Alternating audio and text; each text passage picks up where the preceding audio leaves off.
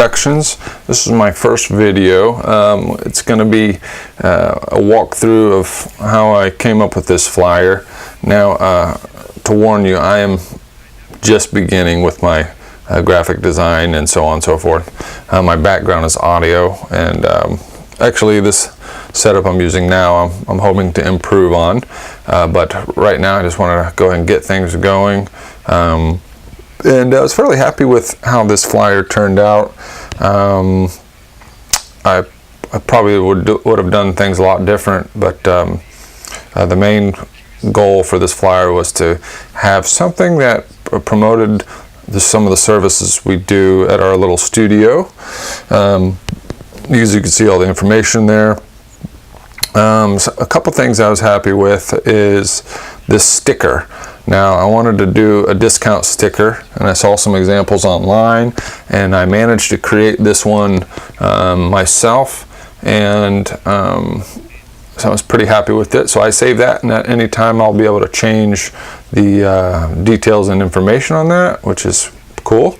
And then the logo I created, not gonna go about how I created that, but I used a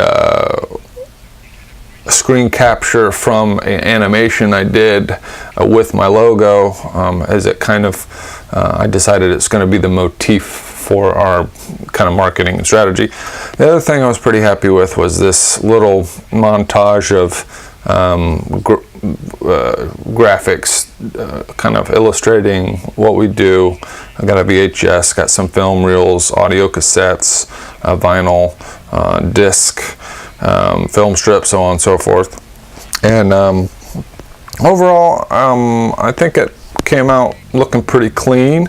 I really used quite a bit of the bevel and emboss features, you could see.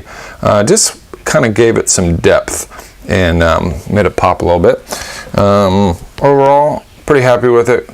Got some good feedback, and today I just want to go over some of the things I learned in the process of creating it, and I hope with these videos to continue to do that. Just basically share. I'm not an authority on anything. My plan is just to share what I have learned as I do it, and just put it out there. Hopefully get some feedback from anybody that might watch it, and have a couple goofballs and funny bones as we do it, have a little fun with it. So I guess I'll just kind of start by going through everything that I did. So initially I started with this background. Now let's see if I group all this stuff, I'll be able to turn it off. So initially I started with this background. Now it was good as an animation, and so I picked a screenshot. As you see, it's a 1080p format. I liked it because it had some depth. I had some lighting effects.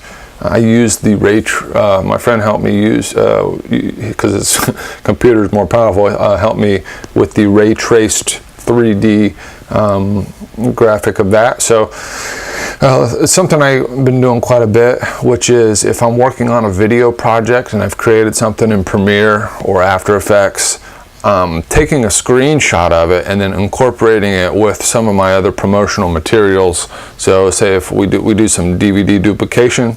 So if I worked on a project and I had some titling that kind of was a motif for the project, I'd take a screenshot of it, which would just be, a JPEG or something, and then incorporate that into my disc label designs and stuff like that. So that's kind of nice tool to quickly tie in various projects. Now with this, I created this background layer, and let's see if I could turn off a lot of this stuff. And doing that, I'll start actually from the top. So just kind of work my way down, I guess, go through all the elements.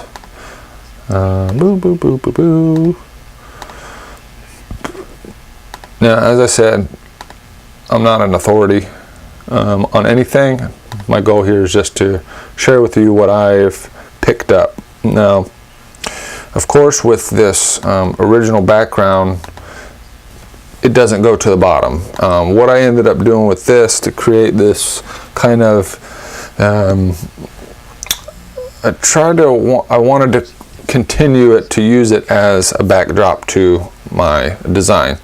Let's see if I could recreate that. So I think I took something like, just basically took this apple tea, I believe. Let's see. Apple tea. Oh, I'm embarrassed myself now.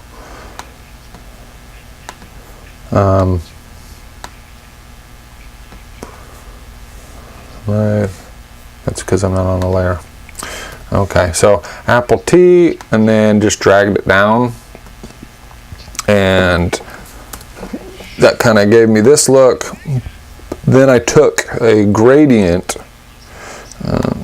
another layer, and then I just basically helped to transition it by adding a gradient layer of the darker color. And let's see what that looks like.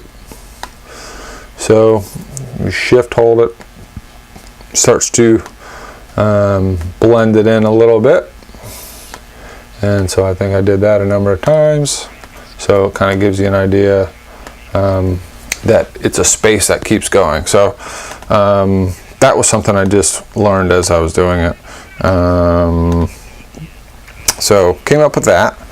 And then from there, I was trying to figure out my layout, how I wanted to, where I wanted to put my information. Now I didn't want, it's obviously important to contrast to get things to stand out. And I ended up coming up with this. Now I used this shape tool, which created, if you take off the effects, it's just very flat, no dimension. And then as I said, I heavily used this bevel emboss drop shadow. So it gives you the drop shadow gives you a feeling like this is above this back layer. The bevel gives you a feeling that it has a little depth. And then the gradient adds a little layer. It's subtle, but it plays into the lighting effect, the virtual lighting effect. So overall, I was pretty happy with that. I used just some JPEGs offline. I used the wand tool to kind of select and stitch, and I did the fill. Once I've created the outline, I did the fill. I made it white. That gave me this. Again, I used all these effects to kind of tie it into the space.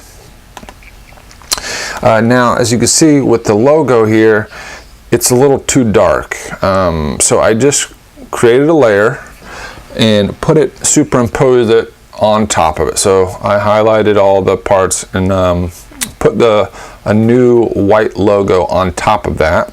And then, it might have been this one.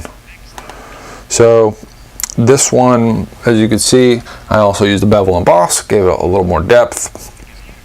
Down here, I used this layer, as you can see, underneath was basically, I used it as a drop shadow.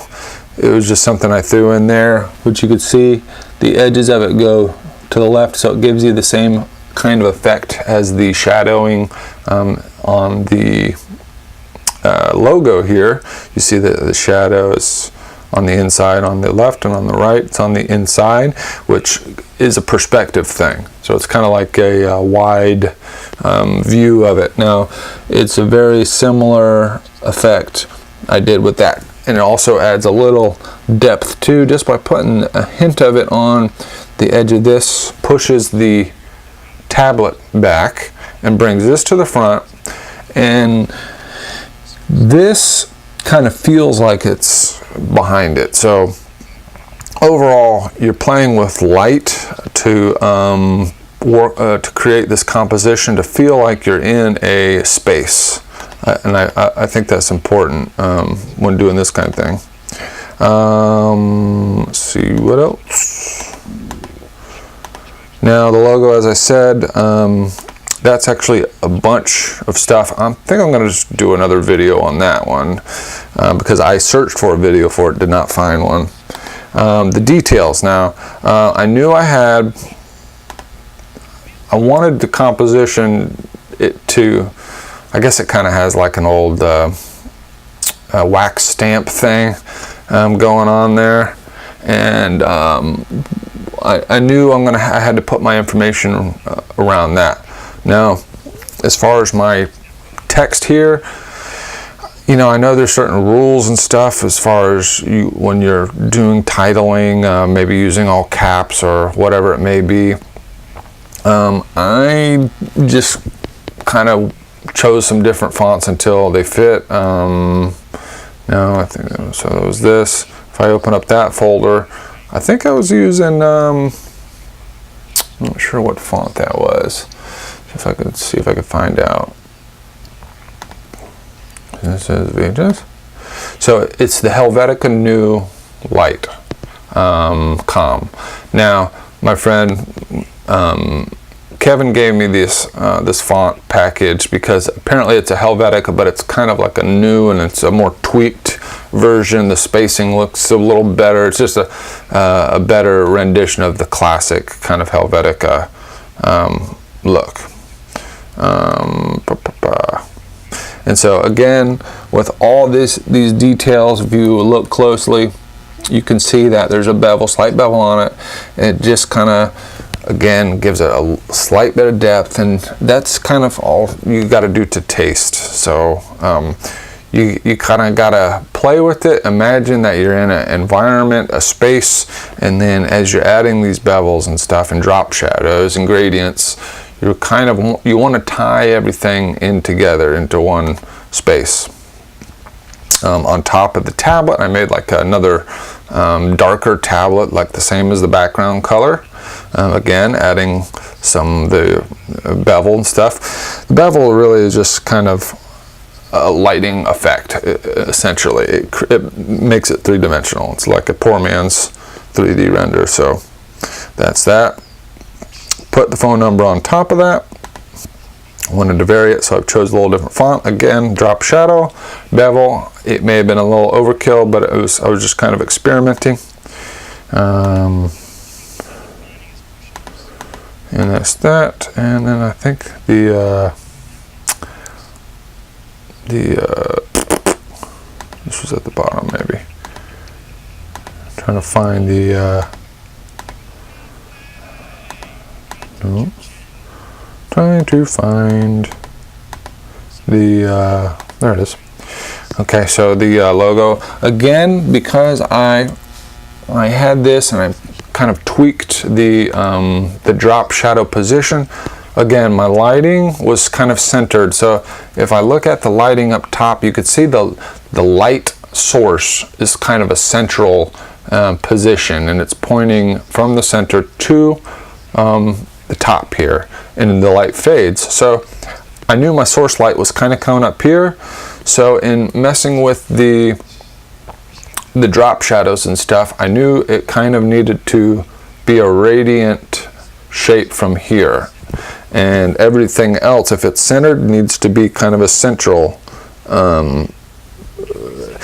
thing. And so you can see the drop shadow is it makes it feel realistic because it's using one light source, and so in doing that, I knew I needed a little bit of a drop shadow on here, kind of maybe below, since this is a real deep shadow. So anyways, I was pretty happy with how that came out. It was the first flyer I've ever designed, and it's for a business here, our little studio. We do film transfers and so on and so forth. Let's see. The other thing is when you talk to your printer, this is a 5x7. So when you talk to your printer, they're going to tell you how much bleed, and I think he said it was just an 1/8 of an inch. So I made sure when I created my template, a new template, I put the dimensions here and allowed for a bleed for the flyer. So that is pretty much that. If you have any questions, make sure you put them in the comment. I hope that I'm going to keep these videos going. And now that I got time, got my own digs, hope to keep these videos going, share what I've learned, hopefully get some feedback from everybody else. So that being said, this is Dave from Upshot Video. Give me a holler, and we'll talk to you soon.